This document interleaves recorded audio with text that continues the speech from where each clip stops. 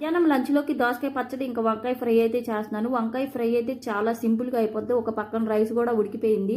కొంచెం ఆయిల్ వేసుకుని వంకాయలు ముక్కలు కూడా వేసుకుని కొంచెం ఉప్పు, కొంచెం కారం, కొంచెం కొబ్బరి పొడి అయితే వేసుకుంటాను. సింపుల్గా అయిపోద్ది. టేస్ట్ మట్టి చాలా బాగుంటుంది. ఈరోజు మా పాపకి హాలిడే, ఇంట్లోనే ఉంది.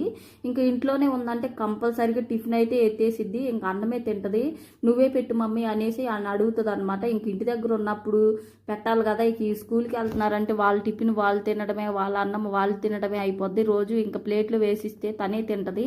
ఈరోజు అడిగింది కదా ఇంకా పెడుతున్నాను అనమాట. ఇంకా ఫస్ట్ పచ్చడితోనే తిందనమాట.